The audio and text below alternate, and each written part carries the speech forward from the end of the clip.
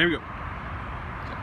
Hey guys, we wanted to bring you a second video of how to safeguard your children's phones and your phones, of how to keep restrictions on. Last video we did iPhone restrictions. This video we want to bring you an app, but also how to safeguard Samsung and Windows phones. So I don't know much about Samsung or Windows. I've always been an Apple guy.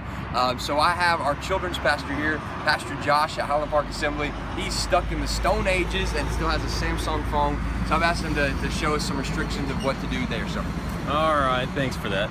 All right, so the Samsung phones, they're all kind of different in a sense that if you have an Android type system, operating system for your phone, not necessarily every Android phone is the same. So what I'm going to show you here is off of a Samsung Galaxy S6. The main feature that I'm really going to focus on right now is just going through the Google Play Store, setting up some restrictions under the Google Play Store for you to be able to safeguard your kids against downloading inappropriate apps or even browsing through some music and browsing through some certain videos. So we'll just zoom in right here. So I have it up in my home screen.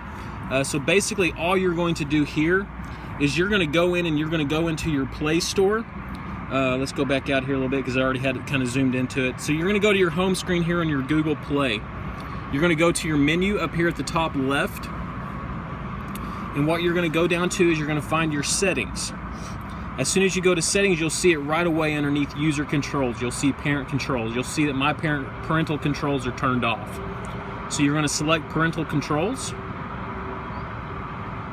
At the very top, it's going to say here again that the parental controls are turned off. As soon as you turn that on, it's going to prompt you to create a content pin. So we're just going to use 1111 as our test pin. It's going to have you confirm that pin again. So remember that pin, of course, for you to be able to go back and change those parental controls later on. So then what it's going to do is it's going to open you up to applications and games, movies, TV, books, and music. And you're able to set up restrictions on each of these categories. So for example, we go into apps and games. You're going to see all these different categories. You're going to have ranging from everyone all the way down to including all and unrated type apps and games. So you're able to select what type of restrictions you want for your student, for your child to be downloading apps and games off of the Google Play Store. So if you don't want them to download anything inappropriate, say above a teen level, they will not be able to download any apps or games that have a mature 17 plus or adults only rating. So you're able to make those settings, hit save, and then you are safeguarding your child against downloading those particular types of apps and games. Go on doing the same thing for types of movies that you would download, have different ratings ranging from G all the way up to NC-17. You can make your changes based off what you want your child or your student to have visibility to. We go on down to the TV, and again, it's really similar to what the iPhone setting was that Pastor Jordan showed, to be able to restrict against those different types of settings. So just make sure that that you're selecting the type of ratings that you're wanting for TV. Go on down to books. The only options that it gives you for books is just really to restrict against that sexually explicit book, so you can make sure that you're selecting those items. And then lastly, down here on the music, same thing, restricting music that's marked explicit by content providers. So as far as for parental controls from your apps and your games, those are really your only options for your Android system. Again, going back into your menu settings, and then down here under parental controls, you can turn them on or off. So even when you go to try to turn them off, of course, it's going to prompt you for your PIN. If the student doesn't know what that PIN is, they're not going to be able to change those settings. So you're safeguarding them from downloading any inappropriate apps, games, looking at any inappropriate movies through the Google Play Store, TV restriction, books, and music. Awesome. Windows Phone. I did a lot of research on the Windows Phone, and there's really not much you can do. Since I don't have a Windows Phone to show you, what I'm going to do is I'm going to post a link to a couple of articles I found of walking you through. It's a process of creating a Windows ID account specifically for your kids, separate from your account, and then logging them in.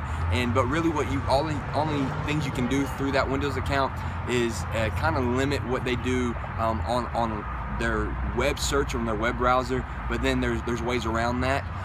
So there's not much you can do with Windows, unfortunately. But what I want to bring with you really fast, I know this video is getting long, is that I want to bring an app that we found. It's called Mobicip, and it's available in Google Play, the Marketplace store for Windows and such, and also on iTunes. So if you want a little more restrictions, I'm going to walk you through this really fast on iPad. Actually, let me bring both phones in.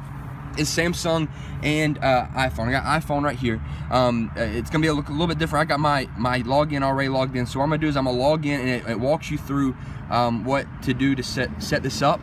For iPhone, it's the same exact thing. You go through restrictions like the last video, and then you just do these 4 things. You turn off Safari, and then you turn off all the app things. And then what you do from there is you can set up, and this for iPhone, it doesn't do just too much. It gives you a separate web browser. But what happens if you're interested in this is you can pay a $40 a year fee, and you can control your kids' apps.